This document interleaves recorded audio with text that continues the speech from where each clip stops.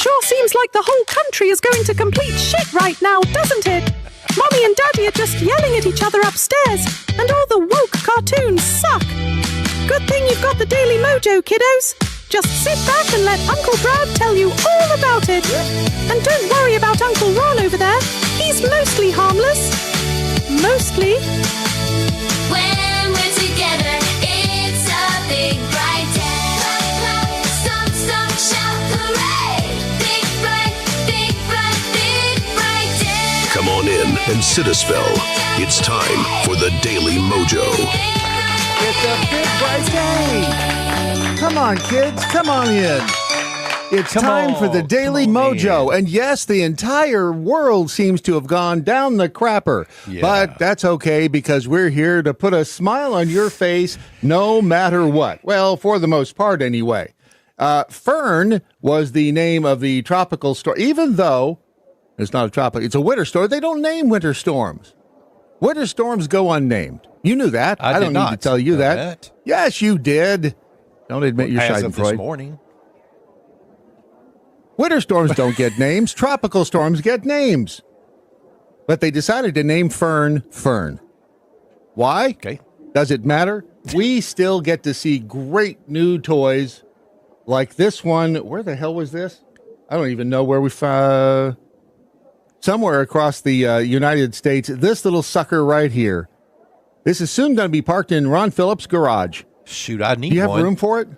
I don't have you room do. for it. You'll make room. You'll figure out a way. This is a little Yabo snowblower. It's remote. See, I thought that was a ghost.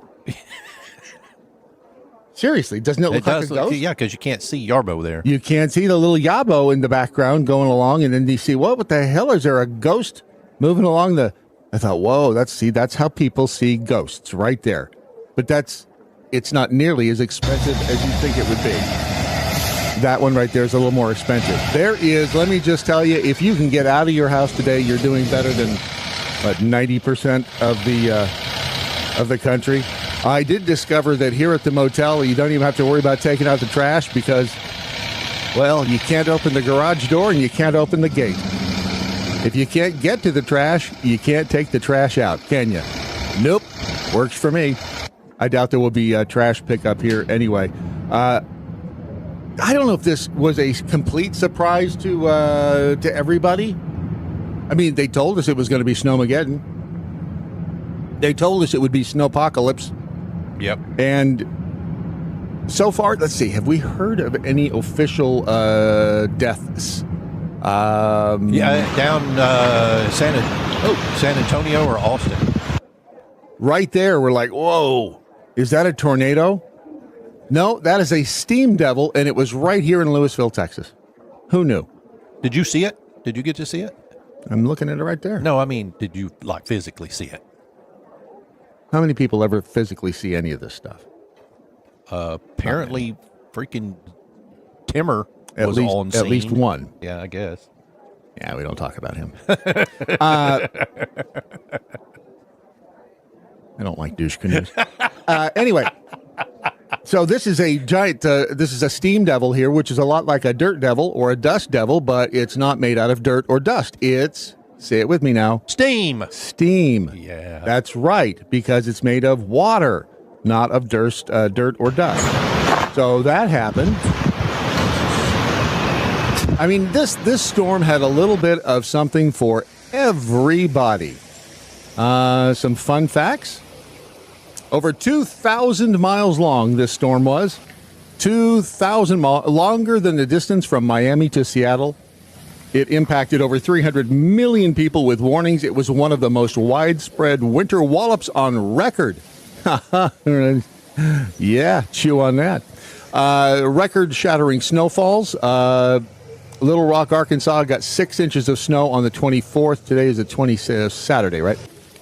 The previous daily record from 1899 in Little Rock. And here's the weird thing. The previous record, when it snowed to beat the band last time, you know what the other big story was? The Wright brothers and their first airplane flight. Wow. So they're talking about the Wright brothers and the snow. And here we are today talking about the whole world going to shit and the snow. In Columbus, Ohio, they were buried under 11 and a half inches of snow. The previous mark to that was 1988. The storm, it spawned tornado warnings as far south as Alabama and Florida, 71 mile per hour gusts in Montgomery. We saw the aforementioned Steam Devil. The hurricane hunters from NOAA, the big plane that flies around, it actually, they sent a Gulfstream jet into Fern's Pacific origins to gather data. They rarely, I guess, do that. And there was also an avalanche, if you didn't hear about the avalanche in Pennsylvania. Oh, I saw that of on all the news places. yesterday, yeah. Triggered an avalanche in Duria, Pennsylvania, turned the hills into a big old nightmare. Oh, look at the skateboard. You know how Why would you drive that in the damn snow? Holy cow. Have you looked at 90% of the people out there? I guess. I have the answer to why. Okay. I'll show you in just a second. And in Manhattan, they were wearing snowshoes. Kind of crazy. The Weather Channel called it Fern, as in the fern that freezes. That's some weather humor right there. Left behind over 1 million power outages, 9,000 canceled flights. By the way, good luck if you're at the airport right now. You're going to need it. And you might want to just consider walking. I know the suitcases are heavy. You still might want to consider walking if you want to get home anytime soon. And 20-plus governors have declared emergencies. But what were you saying about the deaths? Yeah, I think they were in like Austin or Houston or San Antonio or something. I think I read that. Let's see. Yeah, I don't know where it's at right now. It was, I think it was on Fox News. All right. Thanks for finding that. Yeah. In the meantime, here is why most people are out there driving around in those little Honda Fits. This is why. As the 21st century began, human evolution was at a turning point. Natural selection, the process by which the strongest, the smartest, the fastest reproduced in greater numbers than the rest, a process which had once favored the noblest traits of man, now began to favor different traits. Most science fiction of the day predicted a future that was more civilized and more intelligent. But as time went on, things seemed to be heading in the opposite direction, a dumbing down. How did this happen? Evolution does not necessarily reward intelligence. With no natural predators to thin the herd, it began to simply reward those who reproduced the most and left the intelligent to become an endangered species. You know, the more you sit back and watch Idiocracy, the more you realize how absolutely fortune-telling it was. Yep. It and it's, believe me, with I'm not proud. I'm not proud that we are here in the 24th century. Is that only in Star Trek? That's in Star Trek.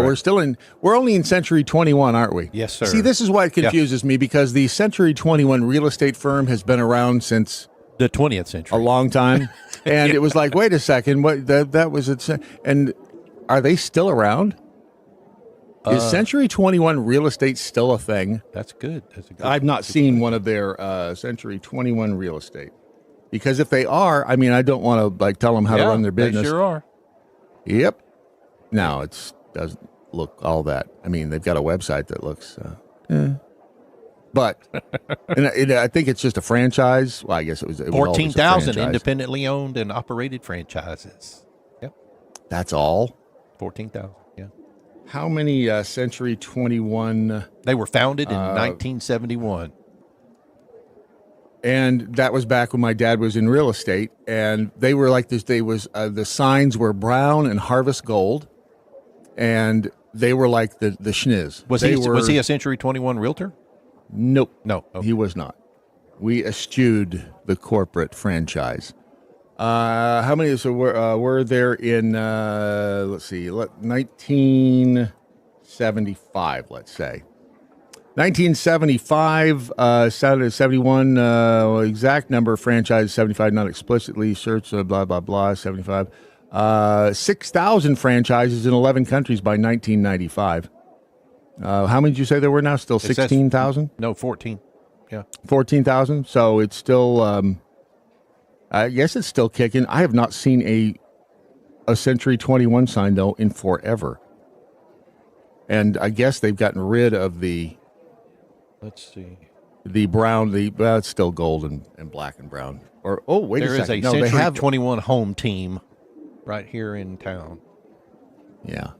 They just don't seem like they've kept up. I mean, with a name like, back in the 20th century, it sounded like they were futuristic company. Yeah. Now it's just like, yeah, we're today. Yay, us. Forgot my point. What was my point? Was there one?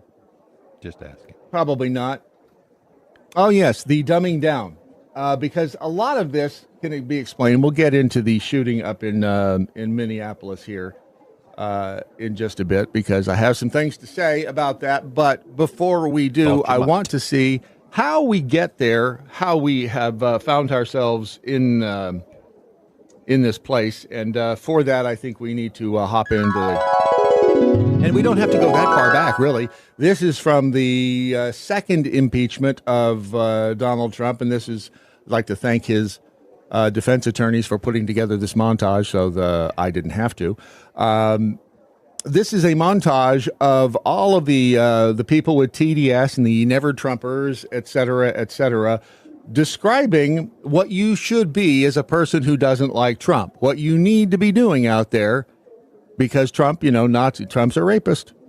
And because of that, here's all of the Democrats and probably some Republicans in there too, I don't know, but telling the general society out there exactly how they should be behaving. The House managers spoke about rhetoric, about a constant drumbeat of heated language. Well, as I'm sure everyone watching expected, we need to show you some of their own words.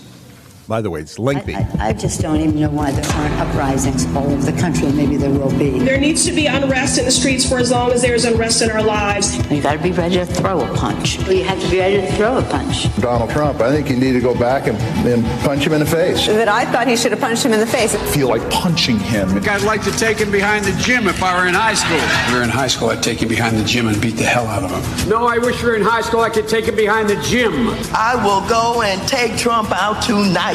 Take him out now. When was the last time an actor assassinated a president? They're still going to have to go out and put a bullet in Donald Trump. Show me where it says that protests are supposed to be polite and peaceful. And you push back on them, and you tell them they're not welcome anymore, anywhere. I have thought an awful lot about blowing up the White House. Please get up in the face of some Congress people. People will do what they do. I want to tell you, Gorsuch, I want to tell you, Kavanaugh, you have released the whirlwind, and you will pay the price. We're going to go in there, we're going to... This is just a warning to you Trumpers. Be careful. Walk lightly. And for those of you who are soldiers, make them pay. If you had to be stuck in an elevator with either President Trump, Mike Pence, or Jeff Sessions, who would it be? Does one of us have to come out alive?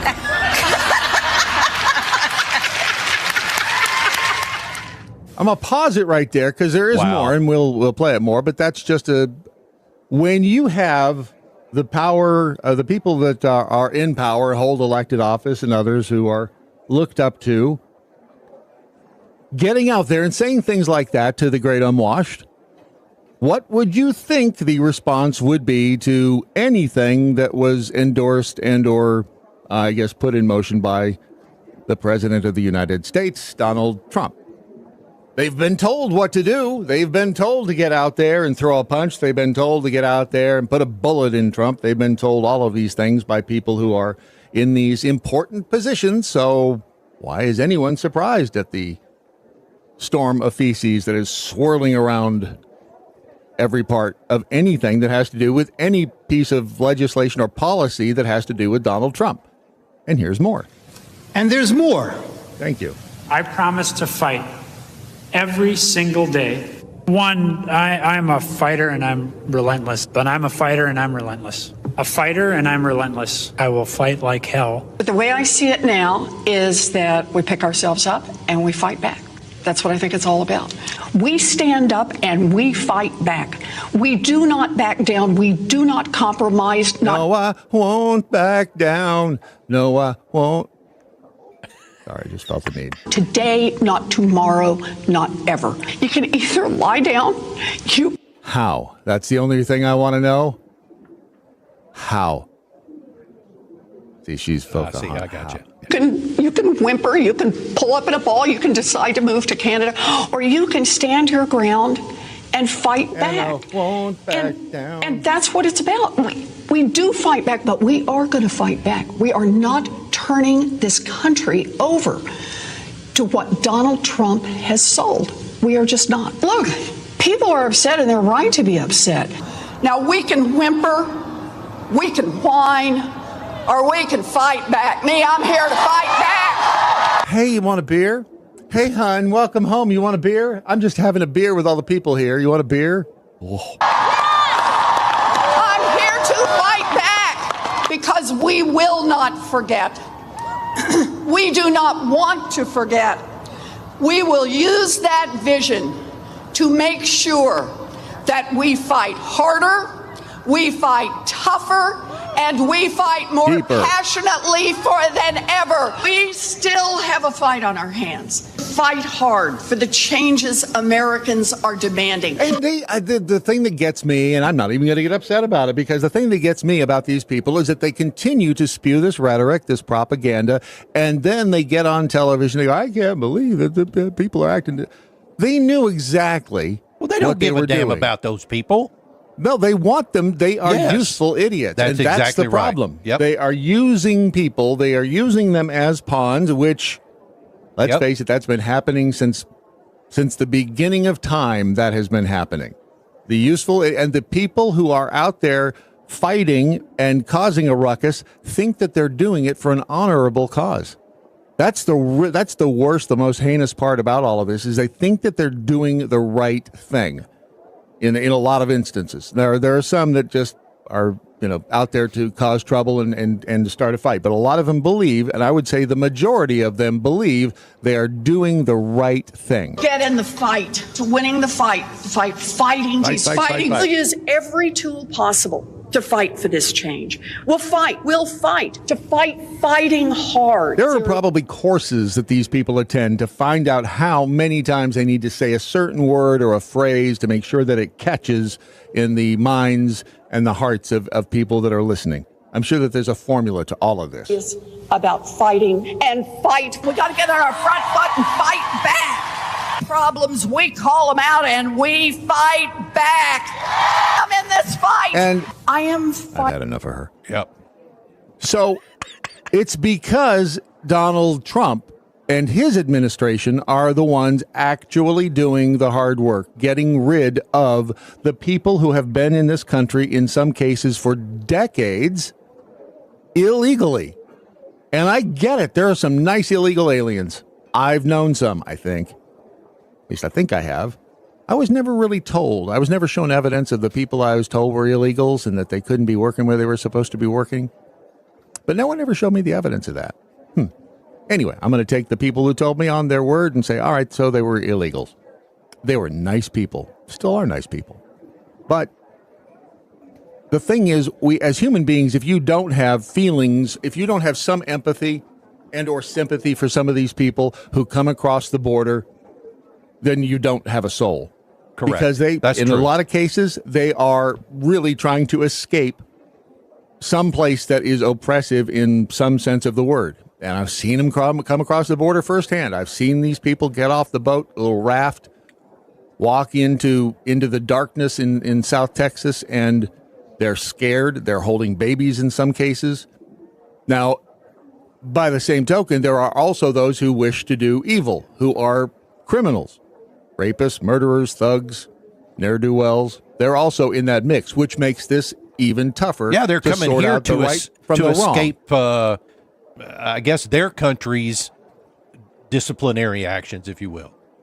They come well, over a lot here of countries. I say a lot of countries, places like Venezuela have admitted to dumping their criminals on up. Hell, Yeah. America will take them. Let's dump them up there. I mean, why wouldn't you? Well, we did 4 or 5 years ago. Now, I say that it's Trump who, because it is Donald Trump and his administration undertaking this task, and it's not a pleasant task. I wouldn't want to be a border agent. I would not want to be an ICE agent. Not now. Because it is, not only is it thankless, it is Dangerous. Dangerous. Yep. You're putting your life on the line and your health and safety of not only you but of your family, because you have these protesters who aren't just out there protesting; they're paid activists, and some of them are criminals. And yeah, we'll get to Mr. Preddy. I feel bad for I feel bad for Alex Preddy. I feel bad for Nicole Good. Yeah. Nobody they wishes her they to bought be into dead, the but rhetoric. that whole line of all of those Democrats you saw telling people to get out there and fight. I think Nicole Good probably thought she was doing the right thing. Alex but Preddy she played the a same stupid way. game. Yeah. And she won a student. Now, Alex Preddy did something that he was a dumbass. wasn't real smart. I got it. So anyway, before we get there, this is back to this is crazy ironic in that this is January 24th, 1995. So 2 days ago, this was 31 years ago. This is Bill Clinton in his address to the Congress. I don't know. I'm just going to play it. You tell me. All Americans, not only in the states most heavily affected, but in every place in this country, are rightly disturbed by the large numbers of illegal aliens entering our country. The jobs they hold might otherwise be held by citizens or legal immigrants. The public service they use impose burdens on our taxpayers. That's why our administration has moved aggressively to secure our borders more, by hiring a record number of new border guards, by deporting twice as many criminal aliens as ever before, by cracking down on illegal hiring, by barring welfare benefits to illegal aliens. In the budget I will present to you, we will try to do more to speed the deportation of illegal aliens who are arrested for crimes, to better identify illegal aliens in the workplace as recommended by the commission headed by former Congresswoman Barbara Jordan. We are a nation of immigrants, but we are also a nation of laws. It is wrong and ultimately self-defeating for a nation of immigrants to permit the kind of abuse of our immigration laws we have seen in recent years, and we must do more to stop it.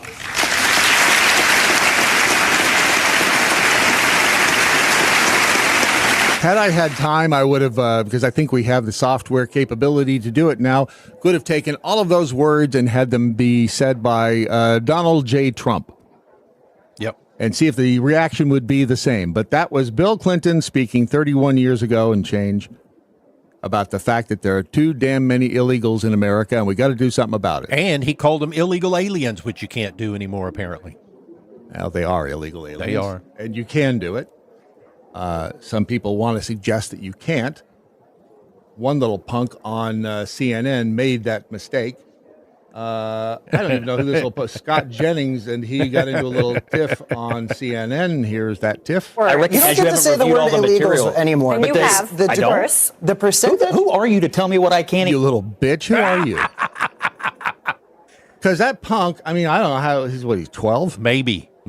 The dude's not even shaving yet. I've never met you, brother. Listen, I can say whatever I want. If they're illegal aliens, and that's what the law calls them, illegal aliens, that's what I'm going to call them. Right. Listen, you can't say illegals anymore because ICE is directly targeting legal citizens of this country. And how are you going to enforce your edict on me, just out of curiosity? Listen, I understand. But just listen to his point about illegals. No, I want to know why he gets to instruct You're my changing the speech. topic. Yeah, just listen to his point. Hang on, I want to know. You're making a point about people being arrested. I understand that your job is predicated on just getting increasingly more demented every single week, and that the audience comes back to see if perhaps make your point. My point is that you're saying the word illegals, but it's in you federal don't law. even really know what's happening. Or actually, I think you do, and Sure, you're I do. doing this on purpose. But Yes, the truth because is, Wow. It's funny how I don't know if this kid knows what's going on or not, or if he's just one of the great unwashed that really believes into the all of the rhetoric and the horse haunch that's being spewed about out there. But for him to, I mean, he didn't have a point was the problem. He just wanted to say, you can't say illegal. Want the law enforced. They are not just targeting illegal immigrants. They are targeting natural-born U.S. citizens. They're not. They're not targeting them. No, they're not. They are the illegal, the natural-born or otherwise legal U.S. citizens are getting in the way, and they are becoming collateral damage. That is a fact. You cannot deny that. I mean, yeah, you can. You can on national television deny facts all the time. We've done it a couple times in this very episode. I still want to know how you're going to enforce your language edicts on it. We'll take that up. How are we going to enforce it? Yeah, how are you going to enforce it? How are you going to enforce it? Can't call them. Yes, I can. Just did. Damn sure can. Stupid. I do have the ability to speak freely in this country most of the time, right? Not necessarily.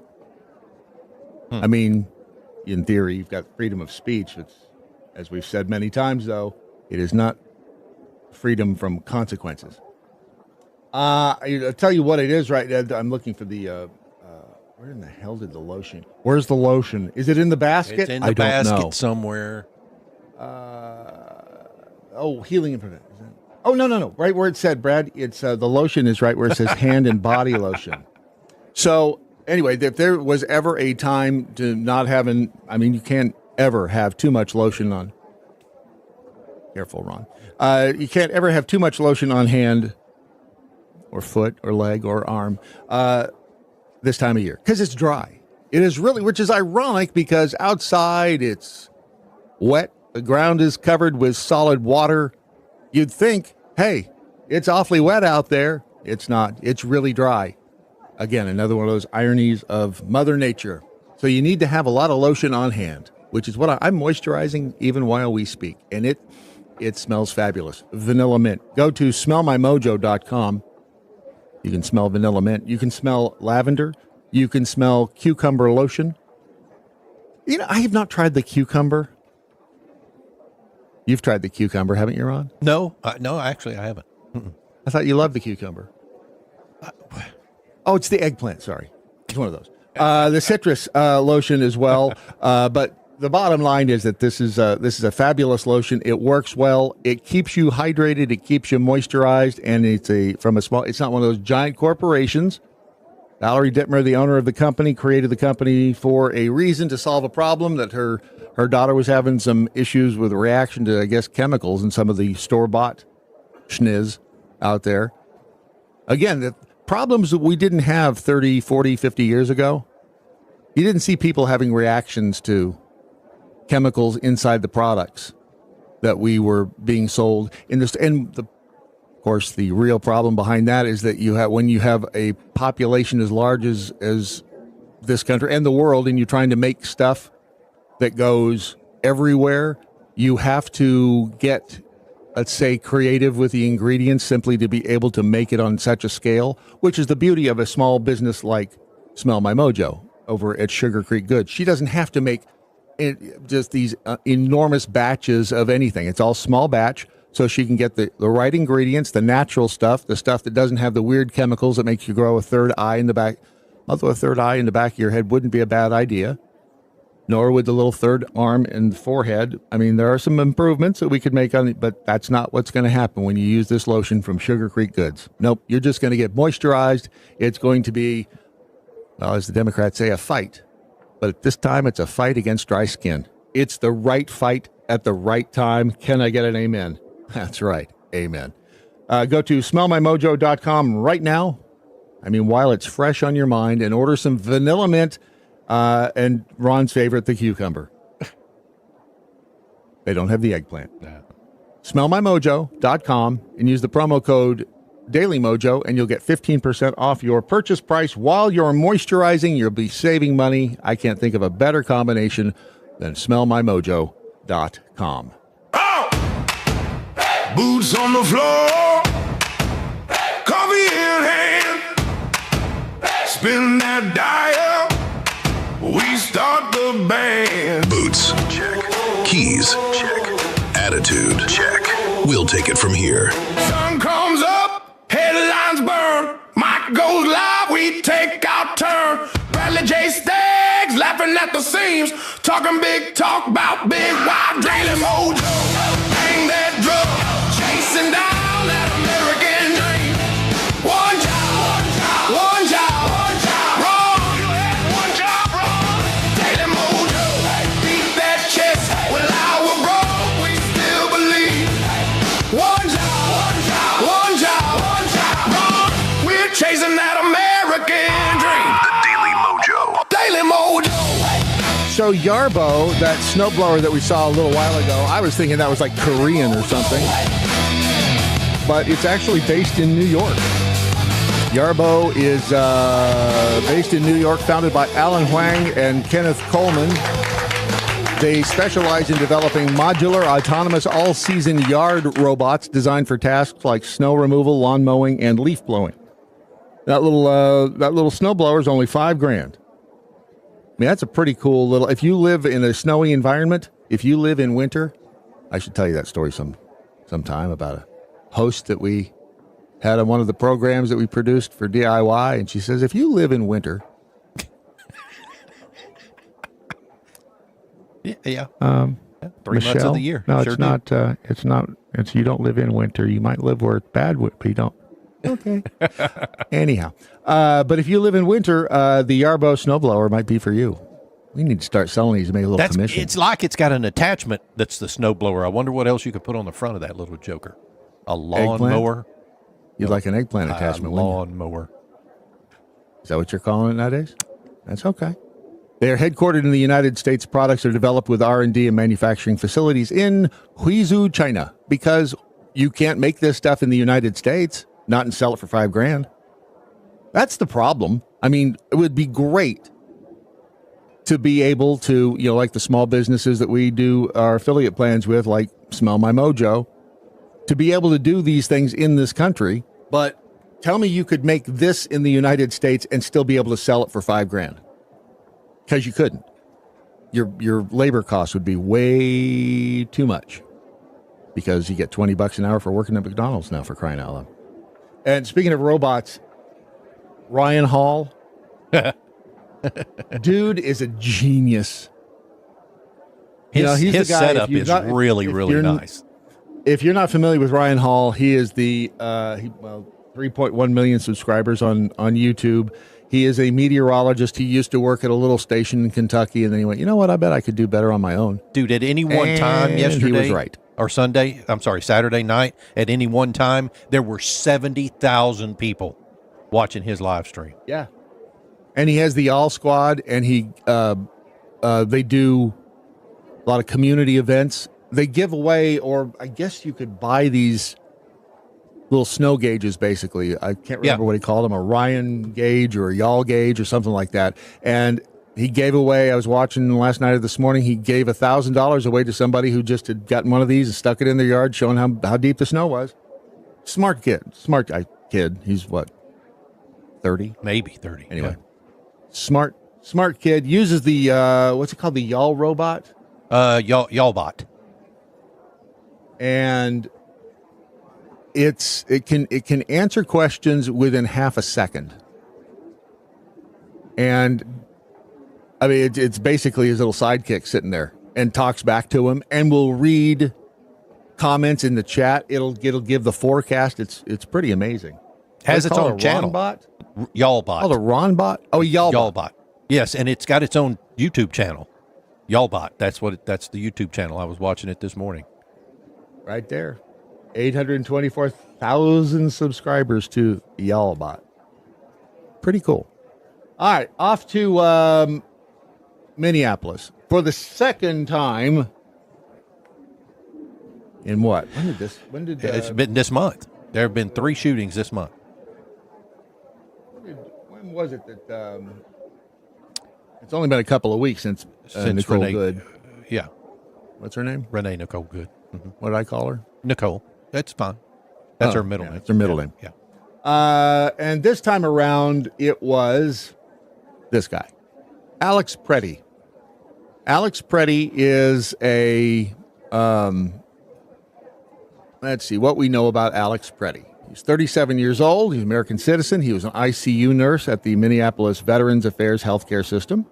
He'd worked there since 2014 as a research assistant before becoming a registered nurse in 2021. He was a member of the American Federation of Government Employees, cared for U.S. veterans. This is all according to the AI research bot.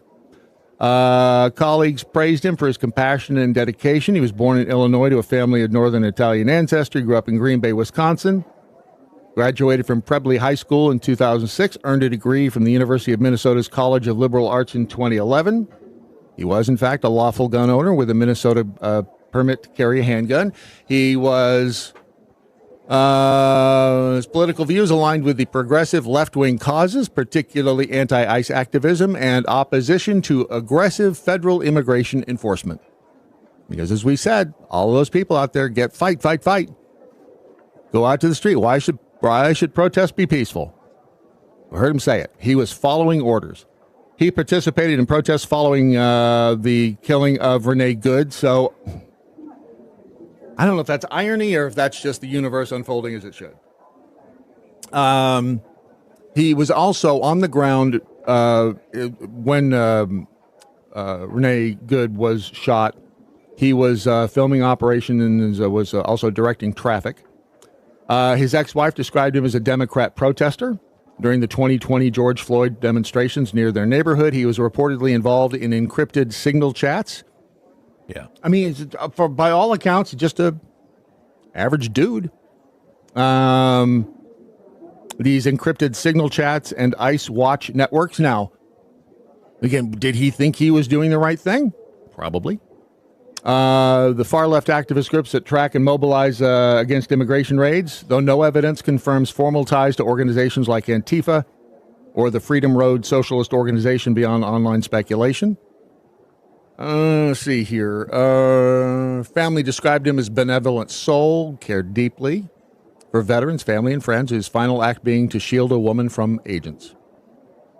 In reality, appears to have been an everyday activist with strong ideals, neither a saint nor a villain. His death amplified by the charged immigration debate.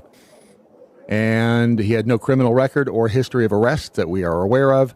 He was, in fact, as I said, a legal gun owner. So that's kind of the picture of who he was. That is the gun that he had on him. It was a Sig Sauer P320. Well, that is a facsimile of the gun. His gun was two-tone. Yeah, right. No, this is not his gun, but it's a Sig P320. Yeah. So the issue, the Sig P320s, and this is relevant. The Sig P320s were introduced in 2016, and there's an issue with them. There have been a substantial number of unintentional discharges involving the SIG. Incidents have been widely documented in media investigations, court records, official reports. Sig Sauer maintains that the pistol cannot fire without a trigger pull and attributes most cases to improper handling or external factors. Over 100 reports of unintentional discharges since 2016. At least 80 people wounded, including law enforcement officers, military personnel, at least one death linked. That was a 2023 incident involving a Philadelphia police officer. Additional reports cite 20 more injuries in recent cases. 9 documented cases across the U.S. Army, Air Force, and Marine Corps with serious injuries. And there are 70 active or settled lawsuits alleging defects, 22 new federal lawsuits filed in March 25 by victims from 16 states. At least 10 departments, police departments, Milwaukee, Dallas, SEPTA Transit Police have removed the P320 from service since 2017 due to safety concerns. Some of them resell the seized units to civilians despite the risks, et cetera, et cetera. So, is the weapon at fault in this? But I think it's important to know what the situation is with regard to the weapon itself. There are a number of different angles, a number of different videos. Where'd that come from? Did that tab just close by itself? Okay, that's really weird. What happened to the tab? It was just there. Was it not? Yeah, it was. You were scrolling on it when it disappeared. Yeah. That's not it. I don't know what. Can you go back on that page? No, there's no back to. Interesting. That's weird. That's all right. I have it. I have it over here as well. And it's hard to say because you can't see the whole time exactly what is happening. If you've not seen any of the video, there is a lot of it out there. From multiple angles. From multiple angles. This is prior to. That's Preddy there in the center of the screen. He is, according to the description, he is helping a woman who I think had been shoved by ICE officers. There's an ICE officer right there. She who just shoved this other person. I don't know if it's a woman. I guess it's a woman. Don't know why the person was shoved, but that's Preddy then getting in between the two of them.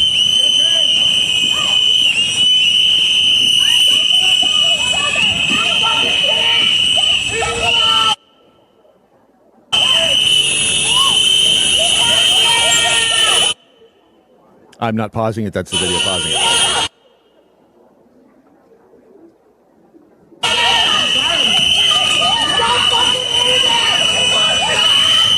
I mean, it's like an NFL tackle pile. It's hard to know what the hell's going on down in there. That gun right there, that is the gun reportedly taken off of Alex Preddy. Interestingly, it looks like it has. Maybe not. I was going to say it looks like it had been discharged, but I can't tell from that angle. So we're not sure exactly where that first round came from either.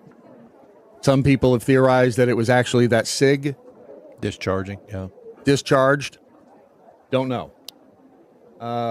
There are some shots from this angle that appear to show the slide backwards on that gun. That's what I and right there, the shadow of it would lead me to believe the slide is backward because you got all of that muzzle, all of that barrel sticking out the end. Yeah. In the shadow. This is the first time I've watched all of this through, by the way. So was that the SIG? That was the first shot fired, and then after hearing that shot, did the ICE agent then begin shooting Preddy? Here's where I think it gets weird. Now, let me get the wider angle of this and then play the whole thing. It's rather disturbing. But this guy, what's this guy's name? Rob Doer, D-O-A-R, at Rob Doer. He posted some videos and he pulled some stills. He is a public defense criminal lawyer and a nerd. He says law and policy communicator, volunteer EMT, and he is the president of the Minnesota Gun Owners Law Center. So does that make him pro-gun? I don't know. Haven't looked that deeply into him. So is he going to lean toward... is he going to have a bias? I guess everybody has a bias. We'll get to the. I didn't realize what time it was already. I was just about to say. Yeah. Let me get Phil and his morning update because he has some things to say as well, and then we'll delve further into the Alex Preddy situation on the Daily MoJo. This is Phil Bell on the Daily MoJo morning update. I want to have a little conversation about Minnesota and all of the craziness that you've seen from the left in the past few days. There's a lot of folks over the weekend who got riled up because a second individual in Minnesota was shot. Now, he was shot because he decided to get in a fight with law enforcement and he brought a weapon and was going for it. And a couple of days before, the Attorney General of Arizona suggested that citizens could, in fact, shoot at ICE agents because ICE agents were wearing their masks. What's going on here? I want you to understand what's happening. It's simple. This is not a situation where citizens have a disagreement with government and are expressing themselves. That's protesting. That's disagreement. That's political back and forth. What these people are doing is trying to foment a revolution. What they are trying to do is end your way of life. This is most certainly not in the defense of illegal aliens.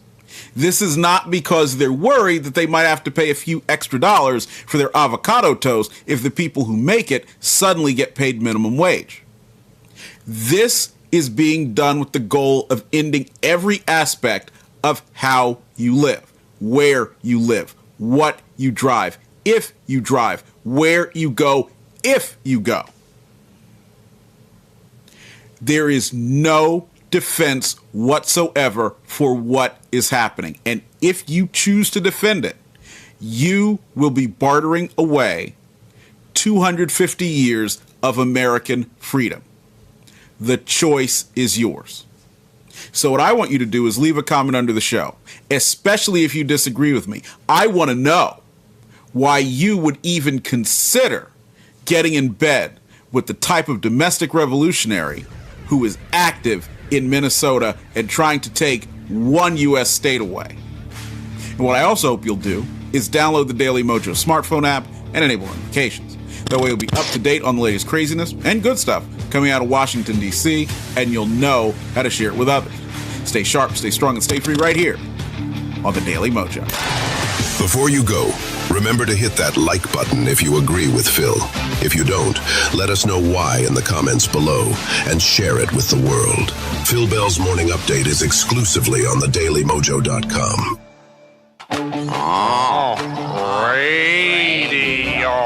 Radio.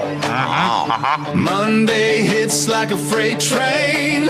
Eyes half open, brains in pain. But there they are, Brad and Ron again.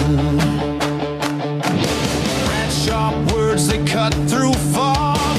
Ron trips over his own dialogue. Still somehow they're the perfect cog. The Daily Mojo gets me right. Laughs and truths at morning light. Brad's the spark, Ron's the flame. Together they're a runaway train. Your Daily Mojo. They're a runaway train.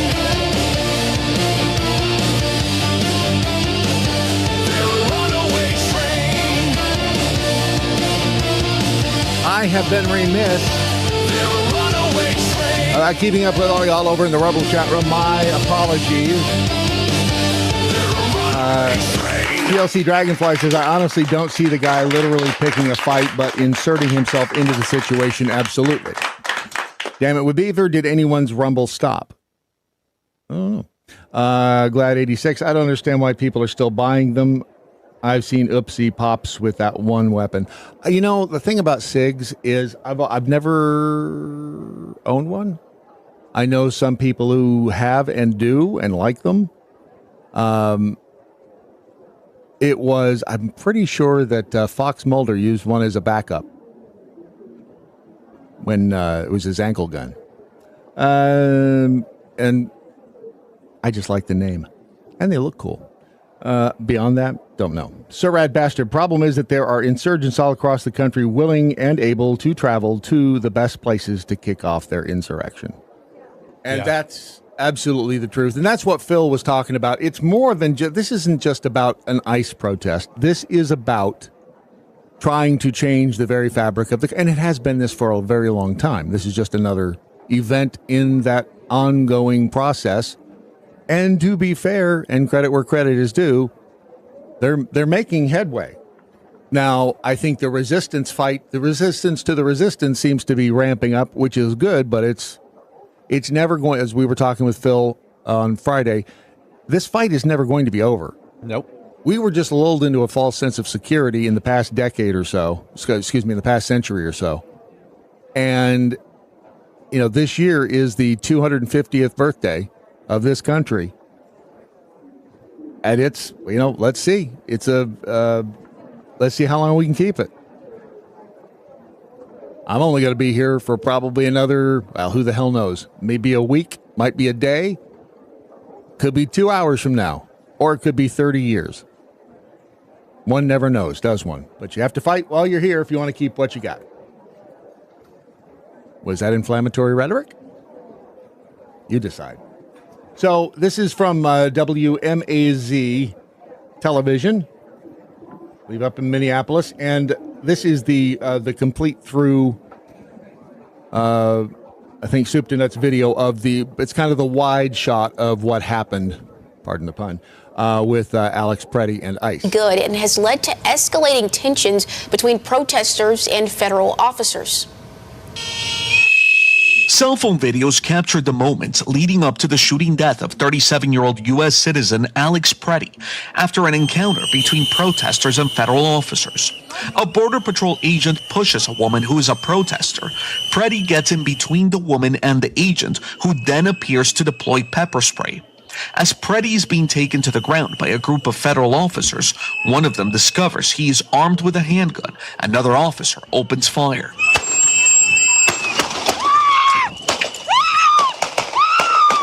The officers attempted to disarm this individual, but the armed suspect reacted violently. Fearing for his life and for the lives of his fellow officers around him, an agent fired defensive shots. The Department of Homeland Security released this photo of a 9mm semi-automatic handgun.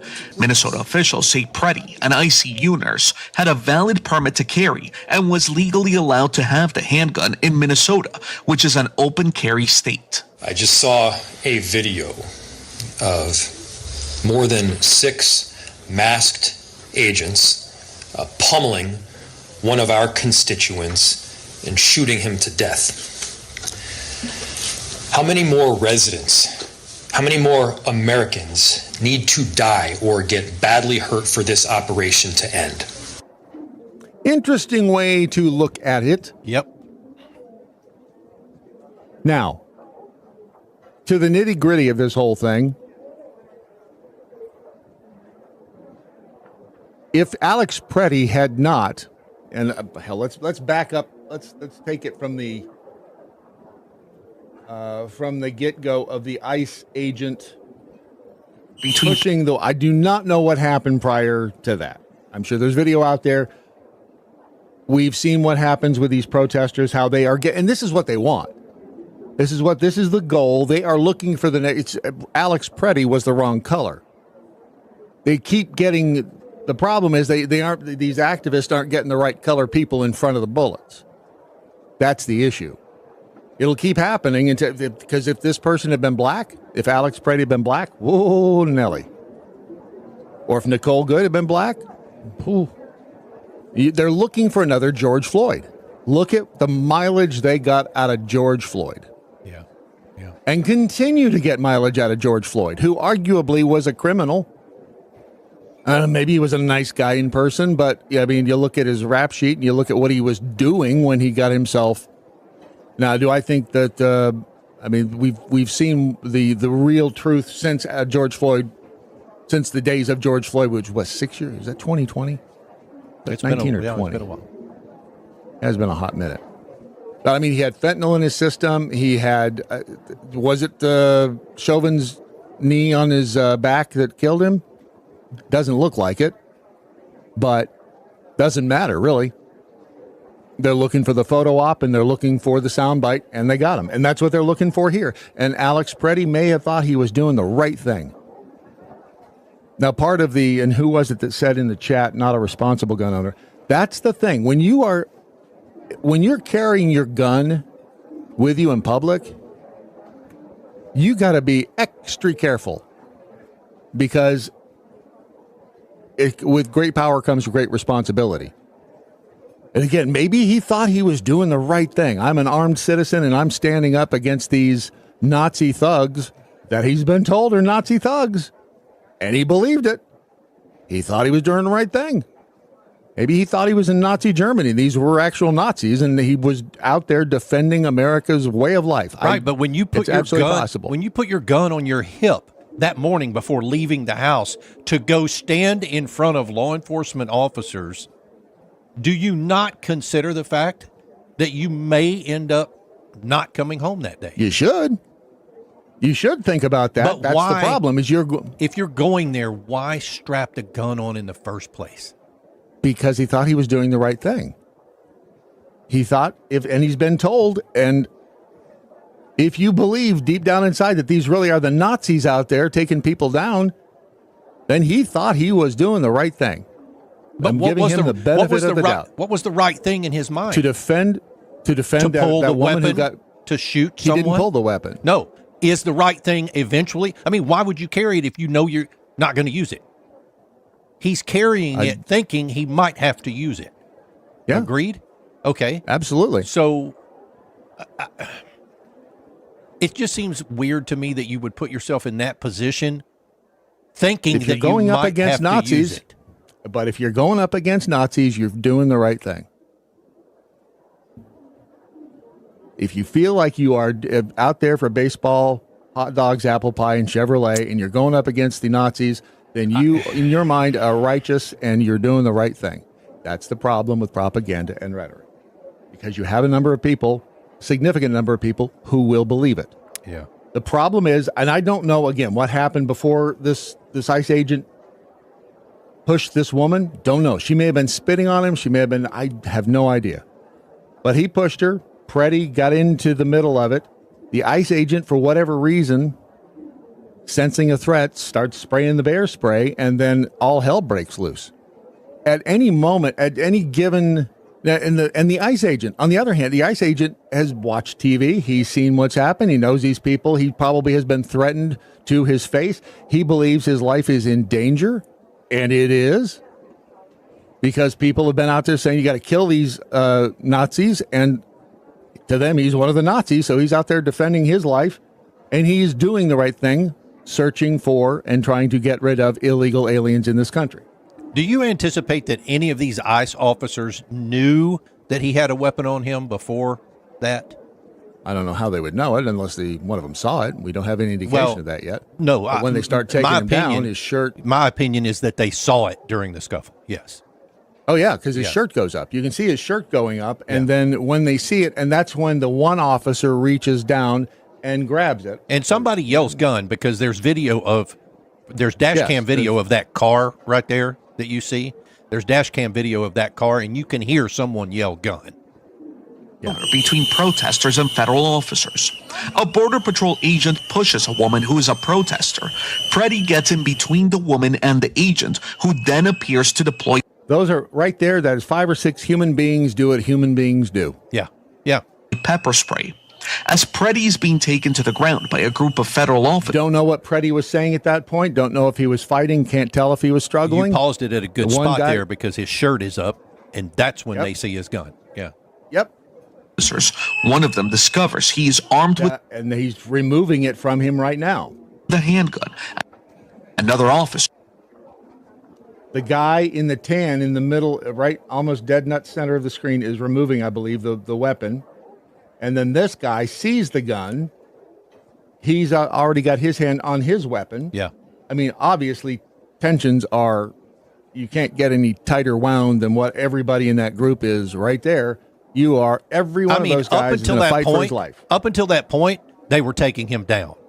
The minute they see a gun, things change in a fight like that. Yeah. And your brain, but by the same token, as a law enforcement officer, you are expected to have a high level of training and a high level of situational awareness. I agree. And you are supposed to be able to make decisions. And I'm not saying that I didn't. And I don't know, because I can't see everything else that happened in there. Opens fire. One guy gets the gun. The other guy, I don't know what that first shot was. Was that the SIG? Was it the ICE agent's gun? I mean, that's to my count, that's what, 11 shots? Well, there were 5 right off the bat. One single one, and then 4 right after that, and then multiples. So, yeah, probably 11 or 12. Does that seem like it's, I'm going to say, overkill? From the outside looking in, it does. Yeah, but we're But probably, I wasn't there. We're probably talking about multiple shooters at that point too, not just one guy unloading his weapon. Are you sure about that? My impression was it was the same gun. I may be wrong. You absolutely may be right. I don't. But my impression was it was the same person, same gun. Other officer opens fire. 1. That's 4, 5. The officers attempted to disarm. They did disarm him. The guy took the gun. If that is Before the only first gun shot, he had on him, it appeared to be which disarmed, is why some people are saying that it could have been the SIG that went off accidentally, unintentionally, and that was what set everything. It's the shot heard round the world. It happened in the American Revolution. It happened one shot and everybody goes apeshit, and that's what happens because that's what human beings do. Because as soon as that shot is fired, all hell breaks loose, and that's what happened here. I feel bad for everybody involved because, again, I don't think anybody there expected to go home dead. So John Clapp makes a statement that I also saw Andrew or Alex Bronca say. Legally, in a fight like that, law enforcement does not need to wait for a suspect to brandish a weapon. The threat that he may use it is enough to justify deadly force, both federally and in Minnesota. Mm-hmm. Yeah, and I'm not arguing that. The one guy did, and he may have had, this Preddy guy may have had more than one weapon. I don't know. Yeah, but we saw the one officer take the gun out of his waistband and take 2 or 3 steps away from them. Yeah. He ends up running away with that gun. Well, because he hears gunfire behind him, and that's what I would do, is start running away from where the gunfire is to find cover and not turn around and look to see where it's coming from. You might take one between the eyes. Sure. Original Babe says, and that lady screaming 3 times sounded like a recorded scream, exactly the same scream each time. Are we suggesting it's doctored footage? I don't know. I haven't gone down that road yet. Between protesters and federal officers. That's the issue with things like this. Again, it's hard with AI and with all of the technological advances that we have to not believe anything you see or hear. But there's so many different people out there recording on their phone. It would be hard to introduce into the mix, although I think that's what happened in Butler, wasn't it? Wasn't there one other angle? Because it turns out weeks after the Butler incident with Crooks and shooting at the future president, was that the shot that took him out wasn't from who we were told initially that it was. So may that happen in a couple of weeks, that we get a completely different angle of all of this stuff? Oh. A Border Patrol agent pushes a woman who is a protester. Preddy gets in between the woman and the agent, who then appears to deploy pepper spray. I don't know what was said there. Again, if you believe you're Alex Preddy and that woman, and you believe that these are Nazis, you're fighting for your life. I mean, it's Alex Preddy, by all intents, it looks anyway from the first go round anyway. He's a nurse, was a nurse. He seemed to care about people, which is kind of, he seemed to care about people. If he had a conscience like that and he was out there and he really believed deep down in his soul these were Nazis, yeah, to him he was doing the right thing. Do you believe that he had an intention of pulling that weapon during that melee? Nobody knows the answer. Yeah, nobody knows the answer. Your instinct would say probably not, being a nurse, because I would say then why put it on? In case he felt his life was threatened. I have to think that his brain said, I have a weapon. I'm being pummeled. I have a weapon. All of this happens in a matter of a second, right? I have a weapon. I'm being pummeled. I should try to defend myself. I don't know whether he did or not. I don't know. But the fact that he had one on, whether he pulled it or not, reached for it, I don't know. We see that he didn't because we saw the other officer pull it out of his waistband. Well, right, but there have been many stories going, oh, look, he's reaching for his weapon, which I don't think he ever did. I didn't see anything that indicated to me that he reached back there to grab that gun. I wasn't there. I don't know. Yeah. I saw him hold the phone, and there's some people. If you're wearing a gun, your brain is going to tell you during this melee, you've got a gun on. Do something about this. If you don't have it on, then you realize that you don't have any options.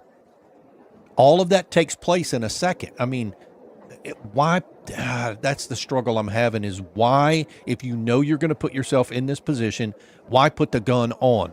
Why not make it the fault of the Nazi that you get injured or beat up? He had a right to carry a gun. He did have a right to carry it. I can't dispute that. I'm not trying to. There's no way of knowing what he was thinking. He had a right to carry. He may have been carrying a gun just because he had a right to carry a gun, and by God, he was going to carry a gun. And he may carry it every day, Brad. He may, because he had the privileges to do so. I don't know if it was in a holster back there or if it was just. It's kind of a. It looked like it was just thug. Yeah, I wouldn't want to carry a gun in my waistband. I mean, that just. Never know if that thing could fall out or down into your butt crack. One of the. Bugs' mom says, if this is a peaceful protest, why bring a weapon? He had a right to have a gun. There's no question. He was a lawful gun owner. There's a right to. It's an open. Is it open carry?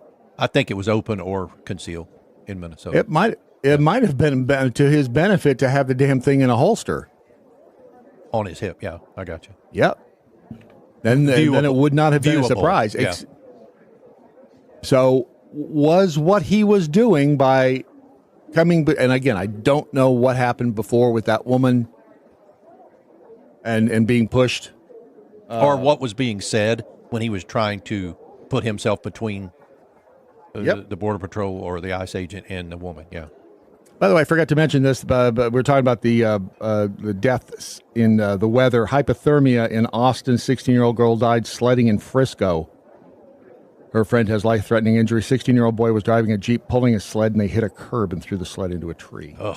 So those are accidents happen. Yeah. But that's one of the deaths in the that was technically weather-related. Seems kind of odd to be talking about staying healthy, but you know what? If you're going to be above ground, you might as well be healthy while you're above ground. Because nobody wants to live life being sick. Because it sucks. Not feeling good sucks. Not in a good way. That's why StellasMojo.com is the answer to a lot of your questions. I mean, look at that smiling face. Dr. Stella Emanuel. Boy, is she a smart woman. Boy, can she talk a mile a minute. Whoa. She is one of those people you ask one question and wind her up and she goes. Yeah. She is like the talk show host version of Stairway to Heaven. Back when you're playing music and you wanted to go have a smoke, just chill out. You put on Stairway to Heaven. You could go out and sit on the back Stairway porch of the to radio Heaven station. or Freebird. Those were my go-to. Yeah, but Stairway to Heaven was like 11 minutes. Yeah, Freebird was 7 something, I think. And she is Stairway to Heaven. Yeah. In an interview. Hey, Stella has a letter down there. Yeah. Take this, and you can get up and you can go to the bathroom and go make a little breakfast, come back, sit down, and she'll just about be wrapping it up. I do like the way she talks because she's a smart woman and she cares. She really does. She cares about people. She's in the business of healthcare because she really does care, and that's why the machine didn't like her because of the ivermectin prescription. She was considered the ivermectin queen since she was handing those out like candy. If you need ivermectin, guess what? You can go to Dr. Stella, schedule a telehealth visit, and you can get that. I think you can get the hydroxychloroquine. And you can do it all and save some money if you use the promo code DailyMojo. And on a day-to-day basis, the drinkable vitamins, highly recommend. If you don't like to take pills, mix it up in a little water or orange juice. I think it's just water because it's already flavored. Might be overpowering in orange juice. But hey, you do you, boo. Either way, bottom line is this. If you want to stay healthy and you want to feel good while you're 6 feet above ground, then you need Dr. Stella. It's stellasmojo.com, promo code DailyMojo. You've got to take your vitamins every day, and Stella's Mojo is the way. stellasmojo.com. Radio with an attitude. This is thank you for hanging out with us. Brad Sachs. Hello. Your Daily Mojo. And that other guy. I think his name's Ron Phillips. Ron Phillips. Everybody. And we're here to help you get through another Monday. Monday. It's the Daily Mojo. It's the Daily Mojo. And I'm ready for the week. Your Daily Mojo. Yeah. It's the Daily Mojo. It's the Daily Mojo. It's the Daily Mojo. And I'm ready for the week. That quarter. Thank you, Streetcar. Stella! Streetcar named Desire. 3B38, we can open, carry, or conceal in Minnesota if you have a permit, but they encourage us to conceal so no one knows you have it, which is always weird to me because it's like the Old West. Everybody, you didn't mess with somebody because you saw they were strapped. Yeah.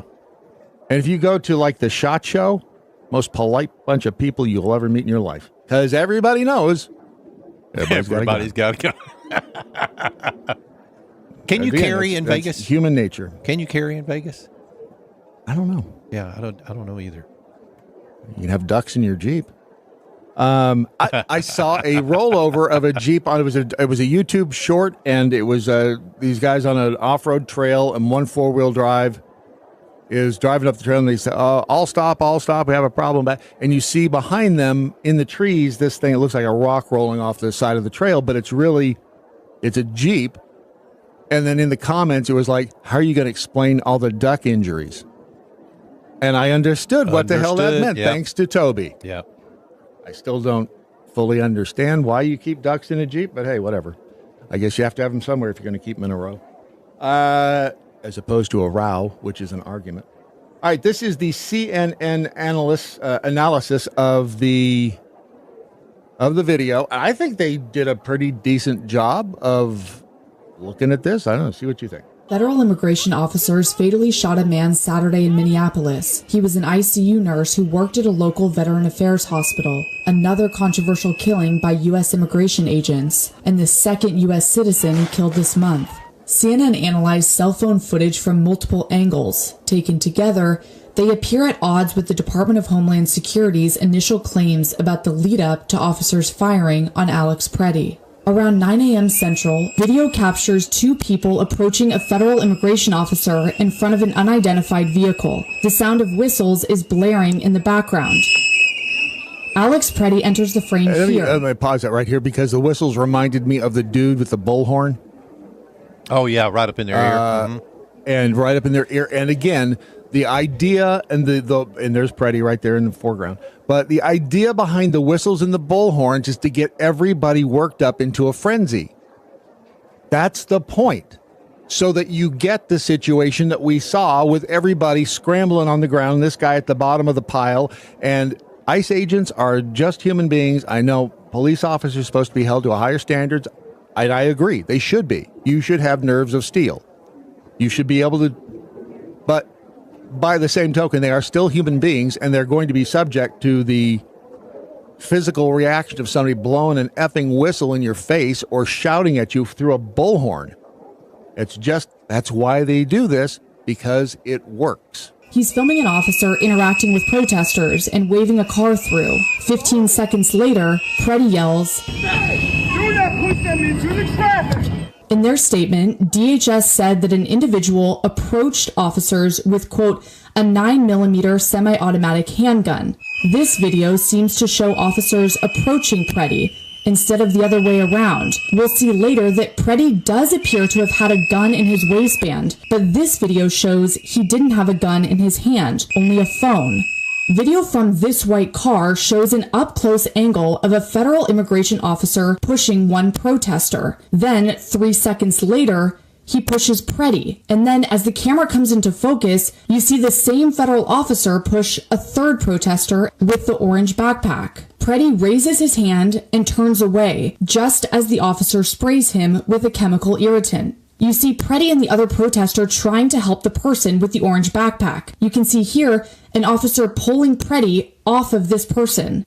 3 more officers join, and then 2 more. Preddy is on the ground under them. One officer in a tan beanie can be seen repeatedly striking Preddy's head with a metal can.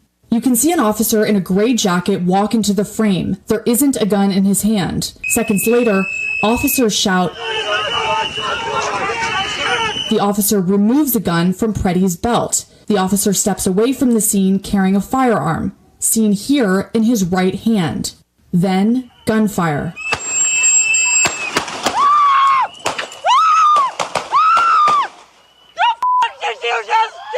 At least 10 shots ring out. We looked back at the scene from different angles and slowed down the footage. This officer, wearing a black beanie, can be seen drawing his firearm and pointing it in Preddy's direction.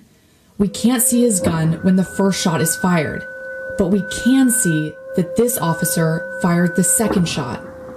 In this angle, you see a second officer also had his gun drawn, and here, he's pointing his weapon at Preddy as we hear gunshots, though it isn't clear if he's the one firing.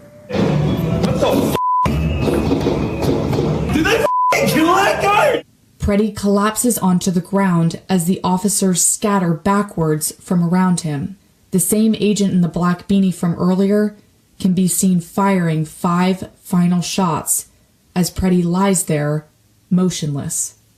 Nobody approached his body for 24 seconds. When officers do return to Preddy, they appear to begin searching his body.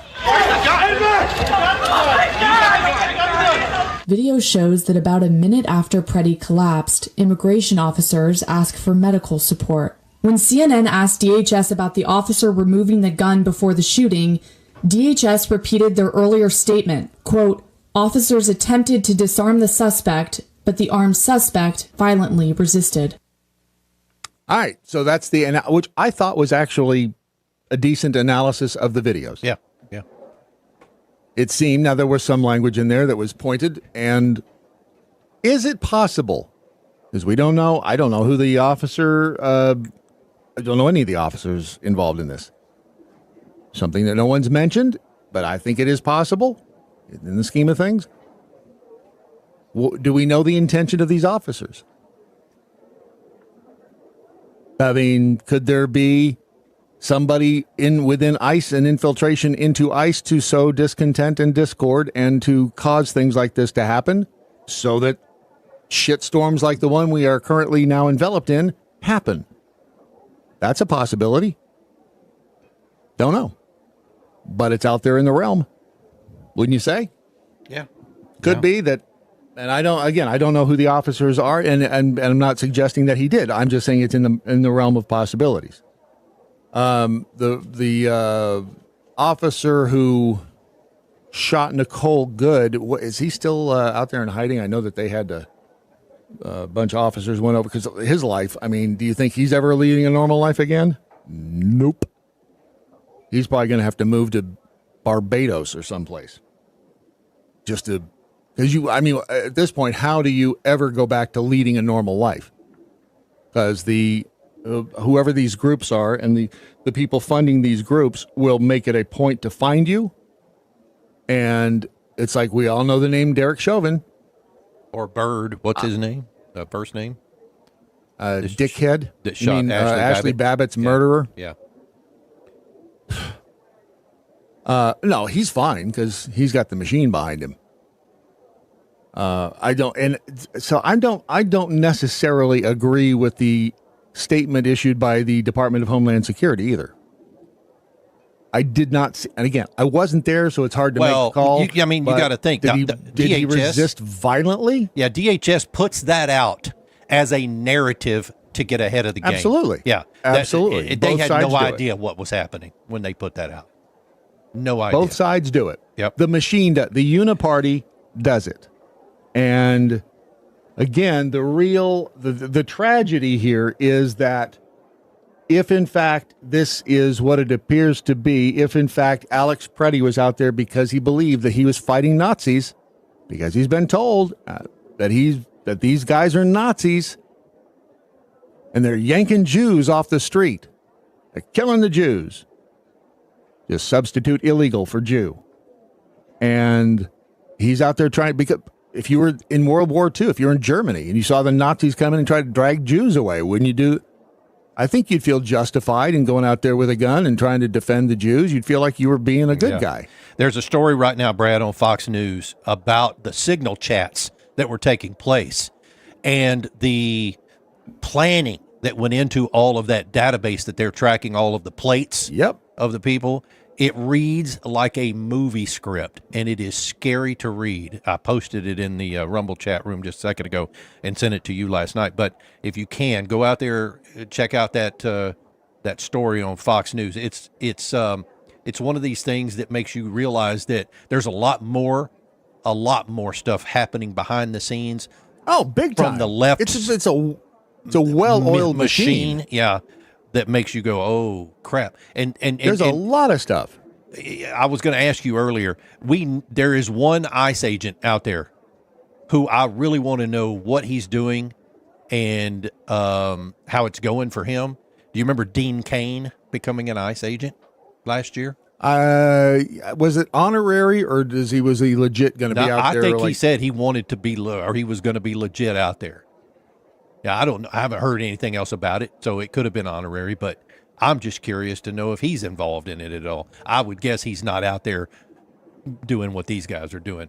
But they go to work every morning, these ICE agents and Border Patrol agents, because quite honestly, I think this might have been Border Patrol, not necessarily ICE, but I could be wrong. They get up in the morning, they don't know what's going to happen to them that day. So they're on edge, right? All day, every day. Yes. Well, there are open threats against them. And we saw however many minutes that was of people hating on anything that has to do with Trump. And how why is any protest peaceful? Yeah. People are going to do what they're going to do.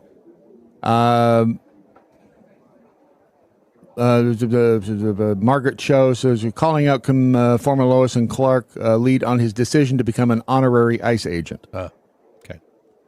Why would you join ICE and encourage people to join ICE when your ancestors were interned in World War II? Cho asked in a video posted to her Instagram account. You're Japanese. You're not even white. There you go. I didn't know Dean Cain was Japanese. I guess he does have kind of... Yeah, you can almost blindfold him with dental floss. Yeah, he's got some of the Japanese in him. Yeah. Have to do his Fives take on it. Missy 13, things aren't so much as they seem. They never are. That's the problem. They're looking, they really, really, really need a black person to get offed. Because that would be... Or brown. The piece de resistance. Or brown, yeah. But black is better. Because, it just, for some reason, it's just not going to echo as well if it's just I guess a they'll brown hammer person. it home, yeah. And besides, brown is white. We saw that with, was it George Zimmerman? Remember, he was a white dude that shot Trayvon. Yeah, you're right. Obama's son, Trayvon. Is there a bounty on ICE agents? Freebie 38 says. Possibly. Bat Quarter says, Brad is a pretty apologist. Am I? I'm merely stating what I think. If you thought, and I'm sorry the guy's dead, but again, he made a lot of bad decisions in hindsight. He's got over $1 million GoFundMe out there now. Well, he doesn't. His family does. I guess, yeah. He doesn't need money anymore. But if these people think that they're doing the right thing, it's a completely different mindset from going out there thinking, I'm going to go kill me a cop. Yeah. That's a completely different mindset than I'm going to go and protect these people against Nazis. It is that jives with what this guy did, and I may be completely wrong. I am giving him the benefit of the doubt, but as a nurse, probably a guy with some compassion for his fellow man, probably, maybe not, but probably thought that he was out there, again, helping defend against Nazis because he's been told by these whack jobs in Washington and elsewhere that that's what everybody who has anything to do with Donald Trump is. That's what they should be doing. Yeah, that's what they should. He's been told that's what they should be doing, is protecting everyone else against this Nazi force. But John said it a while ago. He said that was a bad analogy, Brad. Hitler had already confiscated all the guns before the Jews were rounded up by the Nazi Party. There you go. Yeah. At least the ones they knew of. Yeah. Freebie 30. Oh, if you haven't downloaded the Daily Mojo app, do so at your earliest convenience. Put it on your phone. Ron has done a fabulous job. You got a little We gay are in you, working. Ron? Do what? You have a little gay in you? I don't have any gay in me, dude. You want some? No. No. Okay.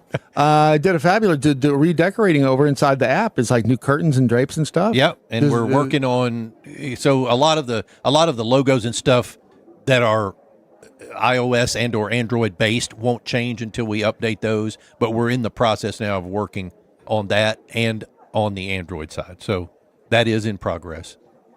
But and Freebie 38 sent a message and he says Ron needs to stop getting STDs from his grinder dates. He's disrupting the show. Did you get another one? From no. So just the 3? Okay, good. Because we're worried about you. Freebie 38's got sure. this thing thinking that I'm gay. I think he secretly wants me to be gay because this guy will not let it go. Will not let it go. But you know what? I mean, I understand some people's need to feel like they're being heard. So, how does that make you feel? Unfortunately, I'm not gay, I guess. So do you feel oppressed? Do I feel oppressed? Mm-hmm. No. You feel like they're out to get you just because you're gay? Nobody's out to get me. Look. Gay or not. We're just concerned about you, that's all. We're just concerned about... I did learn... I was today years old when I learned that... hold on a second, I can't talk and type at the same time. Preparewithmojo.com. Did I spell it wrong? It still works. I was under the impression that it didn't work, but I guess it does. Except it's not working for me. Because this is a good time. So let's just pretend it works for right now. It's probably misspelled it. Anyway, let's just pretend that you were not prepared for the storm. You weren't prepared. You didn't have food. You didn't have whatever you needed. This would be a good time to make sure that you're prepared. Yeah, Brad, it's preparewithmojo50.com. I knew that. I don't know why.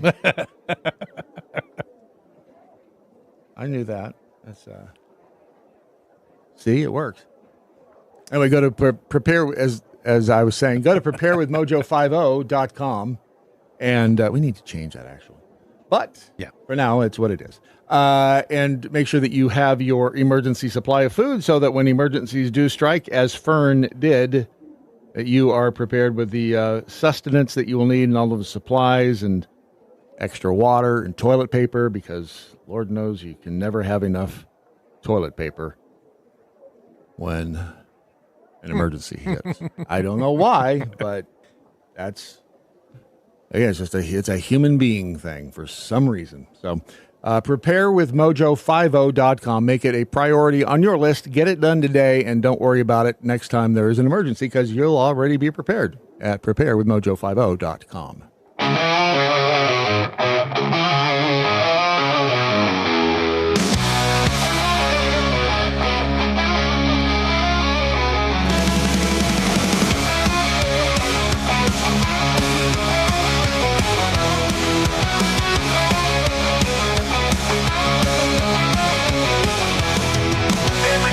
The top of the hour, I flip on the radio for a blast of truth and power from the Daily Mojo. Stupidity is not a competition. So you don't shoot deer with a bullet that size. If you do, you could cook it at the same time.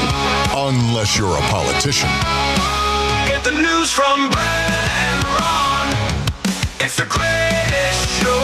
Might have a few surprises on the Daily Mojo. The Daily Mojo.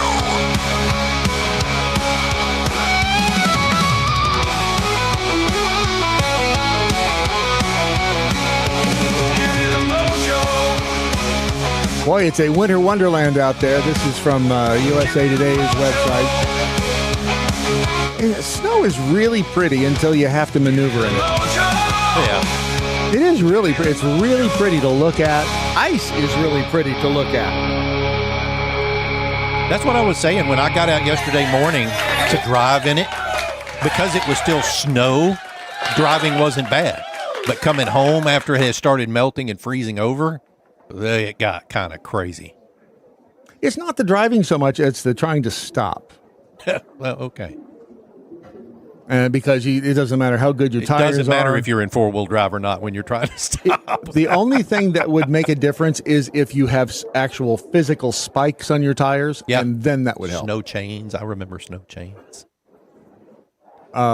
We had snow chains in North Dakota. Do people still use snow chains? Yeah. In certain states. I guess up in. But it really is. I mean, it's really, it's pretty out there. But you just don't want to have to. You don't want to have to get out if you don't need to. Let professionals like myself get out there and do it, which I did because I'm a giver. So this woman was, this is Elizabeth Schumann. Excuse me, Elizabeth Newman. She's an ABC News contributor, and she was answering questions, most Googled questions about ICE.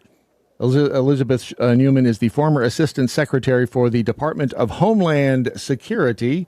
And I thought these were fascinating answers. I can't remember the first question, but it's a good one. What legal authority does ICE actually have? Americans are asking those questions because we should have a better understanding of what our government has been authorized to do. So ICE is a federal law enforcement agency. They are authorized under the Immigration and Nationality Act. So they are law enforcement, but their authorities as federal law enforcement are limited. ICE has two main components. The first is the Enforcement and Removal Operations, or ERO, and they focus on immigration arrest, detention, deportation. It's largely civil, so not criminal. There's a second division called the Homeland Security Investigations Group, and they conduct complex criminal investigations, human trafficking, drug trafficking, money laundering, child exploitation. They are partners with FBI and DEA, so they do have the ability to do criminal investigations. ICE does not have any general police powers, though. No federal agency does, because general police powers under the Constitution are given to the states and local authorities. So their authority is limited to whatever is in the federal law that authorizes them to do certain actions. Another big question people want to know, can ICE detain U.S. citizens? Ron, what do you think? Can they detain U.S. citizens? Detain or arrest. There's a difference. I would think they could detain, Thank you for bringing that up. But can't arrest. Thank you for bringing that up, because this is why I always say the auditors out there who are filming on the sidewalk and taking on cops who are like, yo, you can't film it. Yes, I can. Yeah. Am I being detained? See, this is where all that stuff comes in handy to know what police can and can't do. And I know we're talking about ICE. Sure. ICE, baby. But you do need to know what they can and can't do. You need to know your rights. And maybe, just maybe, if some people knew what powers that the ICE officers have and or don't have, then we wouldn't find ourselves in these situations. Without knowledge of it, I would say that they can detain, but have to hand them over to law enforcement. I would say local law enforcement, but I don't. All right, I don't know the answer. Let's see what Elizabeth Newman, the former Assistant Secretary for the Department of Homeland Security, says when asked, can ICE detain U.S. citizens? No, they do not have the authority to detain a U.S. citizen for immigration violations. They can be temporarily stopped or questioned if, in certain limited circumstances, particularly if they don't know if the person is a U.S. citizen or not. But once it's been demonstrated that they are a U.S. citizen, they need to be released. They can't be taken to immigration detention, for example. ICE can arrest U.S. citizens for federal criminal offenses, but not for immigration violations. Okay. Don't you know that behind the scenes in the first meeting or two that Kristi Noem, Ice Barbie, had with agents and with the authorities, there were a lot of expletives thrown around because I'm guessing that they were some people pissed off that we have yet another kerfuffle out there, including loss of life. Yeah. And yeah. And it's, they don't want to have to deal with all this. Obviously, they want the operation to go as smoothly as possible without the loss of life. And again, that brings me back to my question. Do we know if there are people who have infiltrated ICE with or Customs and Border Patrol, or any other law enforcement agency with the sole purpose of sowing discontent? Well, I mean, we know it happens with the Secret Service, so it's got to happen with all of them. Yeah. So that's another scary element of what we're dealing with. The last question here. I think it's what rights. What rights does a person have? Is this right? Oh shoot! I don't think this is the right cut. Sorry, hang on a second. I think I pulled up the wrong cut, which is entirely possible. I think it's this one. Or am I wrong? Hang on a second. I thought I had the right cut pulled up, but I guess I don't. What rights? Is it that? Stand by 1 second. I thought I had the right one pulled up, but I guess I didn't. There we go. All right, this is it. I guess I just didn't pull it completely out. Okay. You're welcome. So citizens as well as non-citizens have constitutional protections. That includes things like the right to remain silent, the right to an attorney, protection against unreasonable searches and seizures. So if you are approached, you have the right to ask what agency the officer is from and why they are there. You do not have to answer questions about immigration status, though you shouldn't lie. You do not have to. Because why shouldn't you lie, Ron? I was about to call you Fred for some reason. I do not. Why shouldn't you lie, Fred? Well, because that'll get you in more trouble. Because friends don't lie. Oh, okay. All right. I'm with you. Right? Yeah. Friends don't lie. Open your door for ICE unless they have a judicial warrant signed by a judge, not an administrative warrant, but a judicial warrant. And of course, you have the right to remain silent, as I mentioned. So with all of these, there's a lot of detail, and I would recommend going to either the National Immigration Law Center or ACLU. They have a series of Know Your Rights resources, and those are really important things if you are going to protest or if you are trying to help our immigrant neighbors. The average, I was going to say the average American has no idea what their rights are when it comes to ICE or someone showing up at their house. Yep. They don't. Which again, I take you right back to the So they push audit. the envelope, the agents. They will push the envelope. I get it. But it's hard to push the envelope if you don't know where the envelope is. If you're being a dumbass out there and just pushing because you don't know which. No, I'm talking about the agents are pushing the envelope. Because they know the person doesn't know what their rights really are. So the agents in many cases will push the envelope. Because you're right. I mean, I've seen the auditors and I've seen people pull up to these immigration checkpoints. They won't even roll down their window. Are you an American citizen? I'm not going to answer that question. What? Okay. And the common sense, you go, I just want to answer yes, I'm a citizen. Let me just go. Well, why create the drama? That's my deal. But a lot of people don't get it from that standpoint either. But you need to know what you can and can't do. Or what you're required and not required to do. Yes. Because otherwise, let's not kid ourselves. There are those people out there who want us to become the nation where there's the papers, please. Yeah. Yeah. And we don't want to become that nation. I get that. And that's what these people, they're using that sort of rhetoric saying, that's what ICE is doing now. Is it what papers? No, they're going after actual illegals. They're not out there trying to round up U.S. citizens. Are there going to be mistakes? Yep. And some tragic ones, apparently. But again, I don't know fully where to lay blame in this case. That I think there were mistakes made on both sides.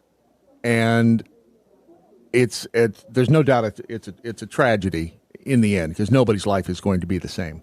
Didn't you have some things you wanted to say? Yeah, I do. As a matter of fact, I recorded this yesterday evening. Had a little trouble doing it myself, so it may not look as good. No.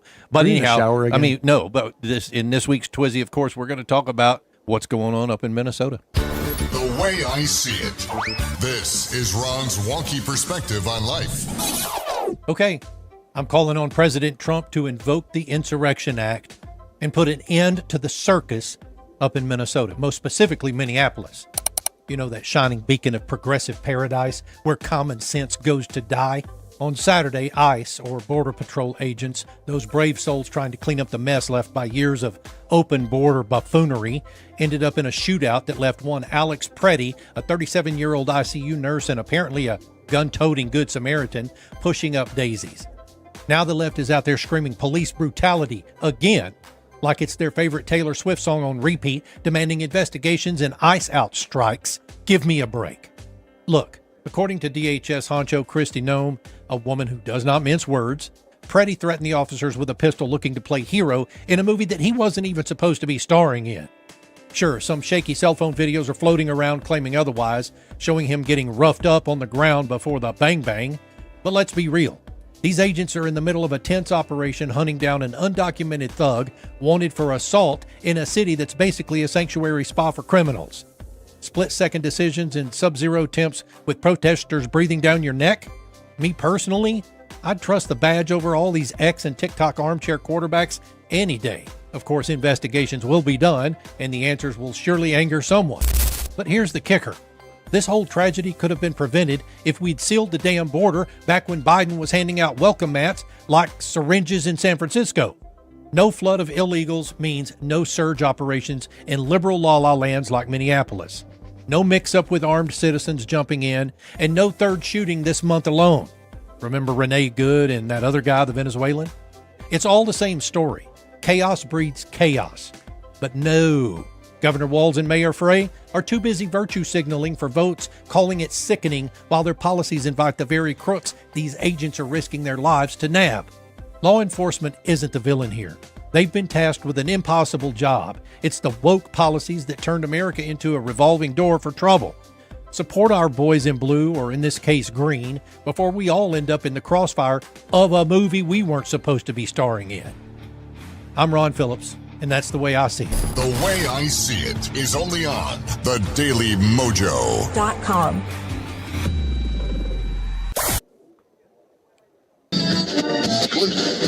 Where political correctness comes to die. The Daily Mojo.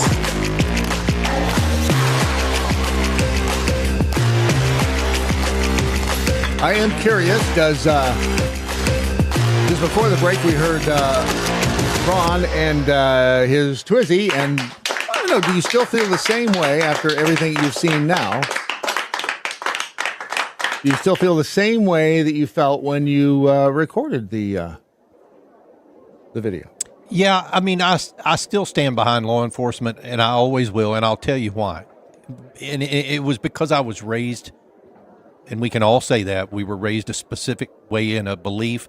My dad, my grandfather, all law enforcement officers. So do I support them? Yes. Do I anticipate that there are potential situations where a law enforcement officer crossed the line? Absolutely. Do I know if that's what happened here? I don't, because I'm not an armchair quarterback. I can watch the videos, and I watched a ton of videos yesterday that talked about he had his gun in his hand. No, that's a phone in his hand. He reached for his gun. No, he didn't. It was taken away. The videos themselves are literally inconclusive. You can watch it with your own eyes. Do we know if there was a negligent discharge on the gun when it was taken away from him? No, we don't know. Could have been. So I will always back the blue or the green in this case, and that's just an overall statement. That's not a specific to this event statement. So no is the answer to your question. All right. You think he had his gun in his hand? No. But you're asking my opinion. So no, I do not. Do I think he reached for it? No, I do not. Do I think he should have been carrying it? No, I do not. Not going there. A responsible gun owner knows what they're doing. You carry it for personal protection, not when you're going to potentially put yourself in a situation where you know. Some would argue that was exactly where you would want to have a gun in a situation like that where you know you are going to fight the Nazis. Okay. I can't you're argue going to with fight that. the Nazis. I can't argue with that, but why put yourself in that position? Why? Because he felt like he was defending, as Elizabeth Newman said, our immigrant neighbors. The Nazis are out there rounding up innocent people and throwing them in cages. But are they rounding up innocent people? That's the point. That's just, I know. They're not rounding up innocent because people. But if you get a steady diet of MSNBC and CNN, you would believe that they are rounding up people, just like we were told that they were putting kids in cages. And that one still sticks. Or that they detained a 5-year-old.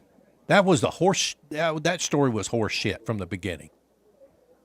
It's all complete and utter horseshit. Makes you wish you smoked, doesn't it? Does it? You smoke after sex? Yes. So sad. I don't know. I've never checked. I don't know. Even after grinder dates? I've never checked. I don't have grinder dates. Okay, so this guy, this was kind of funny right here. Freebie 38 said he says, when you're having a bad day, but you don't smoke.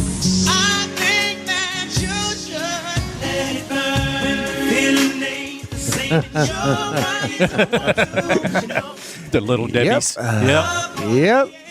Just go out there. I have been known to do this on occasion. Pop a little Debbie in your mouth and got to have me some of that.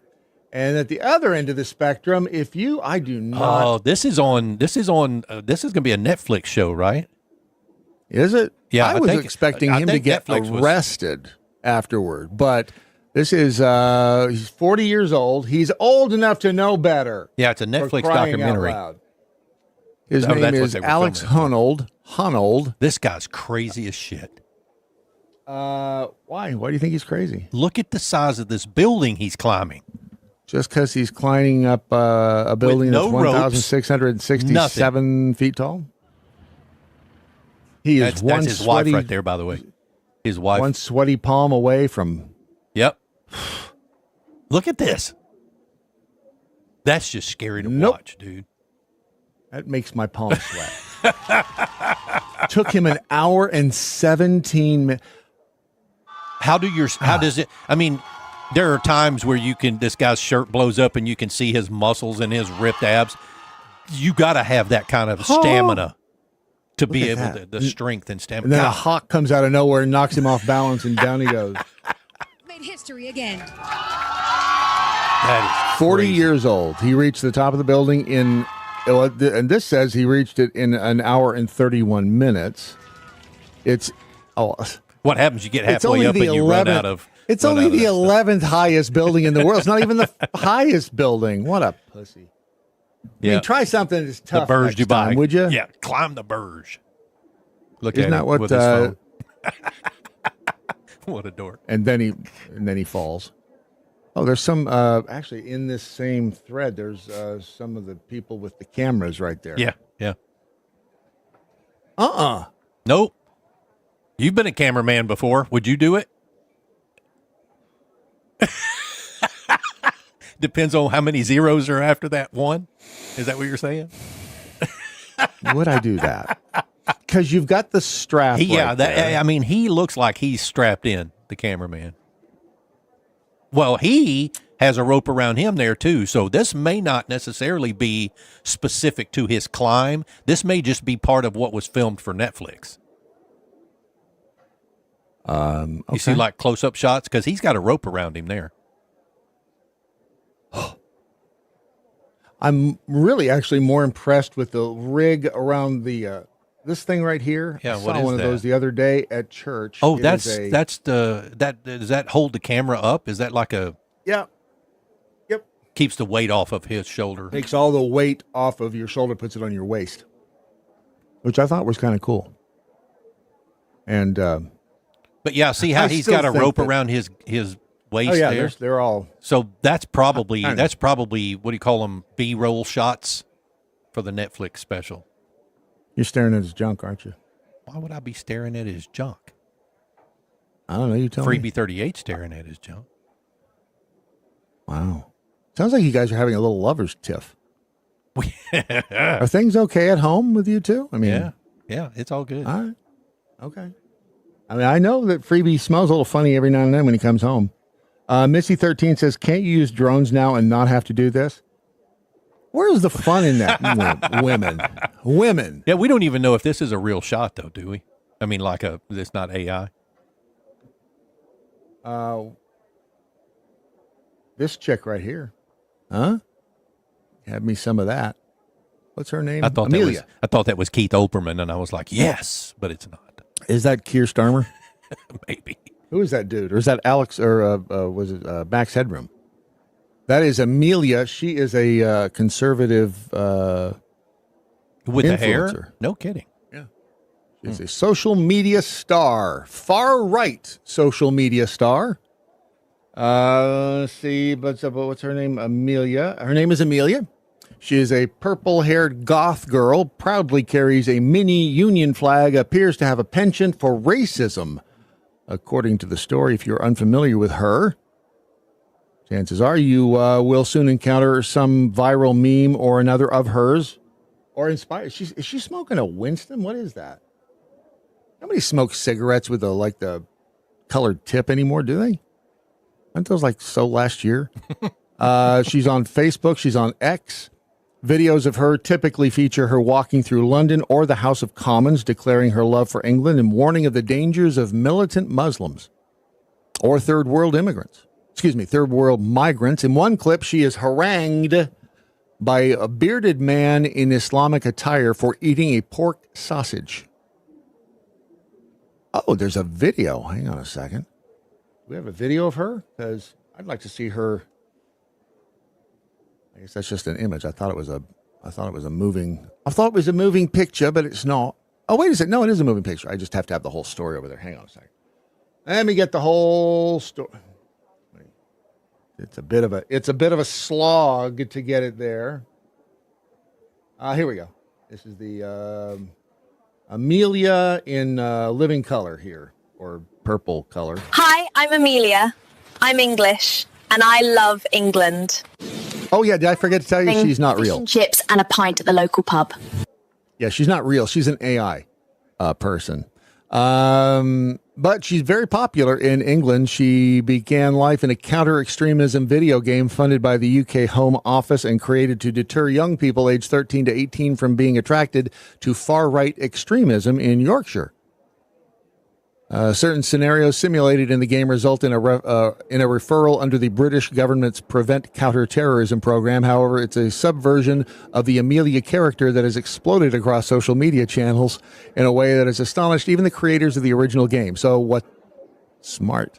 They've taken the character out of the game and they've made her the antithesis of what she is in the game. That's pretty smart. Among the plethora of increasingly sophisticated AI-generated iterations are a manja-style Amelia, a Wallace and Gromit version, and an AI-generated real-life encounter. I thought, and the reason I saw her, she reminded me of the girl in the intro of the show today, who I don't even know what her name is. See if I can find her again.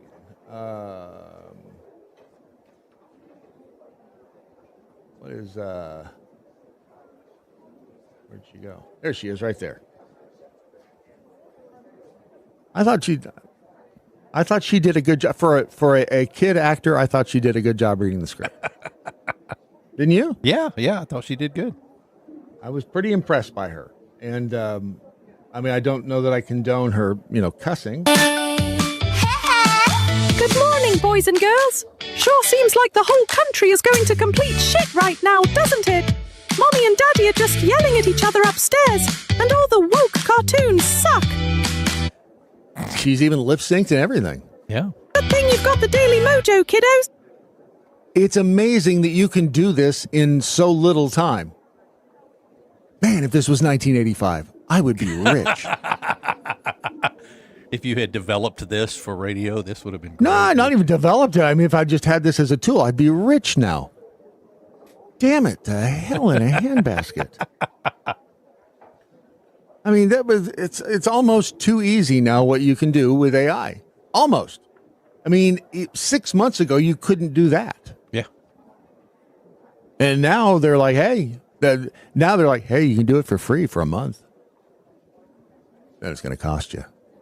One of the, was it Suno or 11 Labs? One of the generation sites just put out the, hey, by the way, in a month, where you're not going to be able to, you're going to have a limited number of credits. What do they call them? Yeah, but they call it whatever the hell it is. Generations, I think is what they refer to it as. A limited number of generations per month, because apparently a lot of people are taking advantage of being able to create images of anything and everywhere for free. Yeah.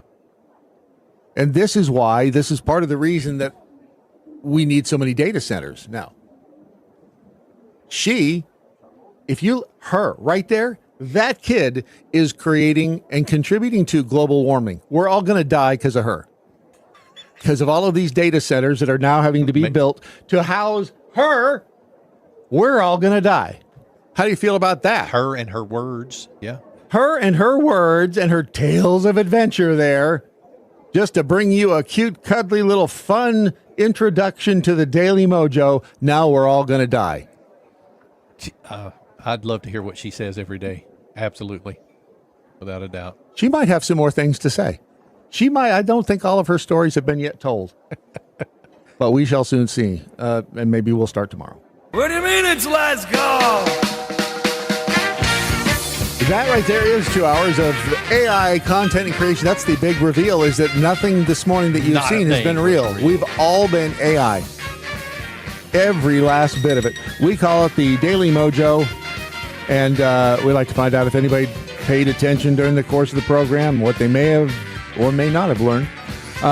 By the way, it is Monday, the 26th day of January, the year of our Lord 2026. And Iron Crucible says the cartoon she started as looks almost nothing like the AI amalgamation. The Amelia. Why she ugly in the because she's kind of cute in the new stuff. Yeah. Did she start off homely? OTR Smokehouse, isn't that Jody? Isn't that Jody 121?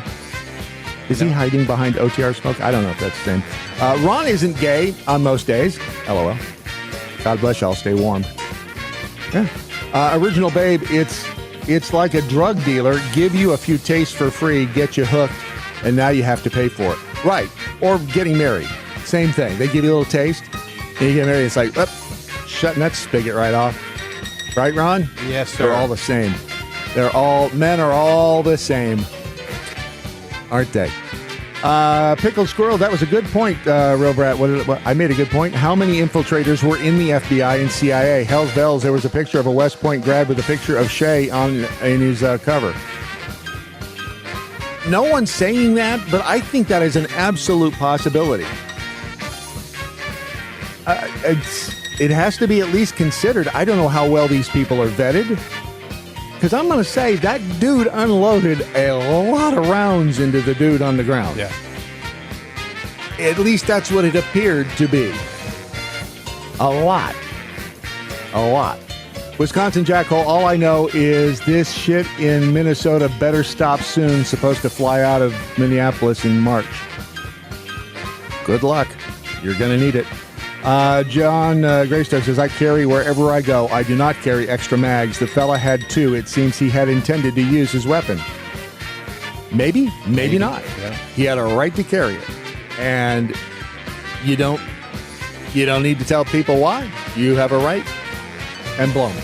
That's it. And over in the Daily Mojo chat room, in the First Amendment room, as it were, Arctic Jeeper and Zoe and Tim and Fake Zoe and Monica. You know, y'all look fabulous today. I wanted to mention that before the program ended and remind you that we the people must hang together, otherwise we shall surely hang separately. Sic Semper Tyrannis, resist stupid, and good night, Doc Thompson. Wherever you are. See ya.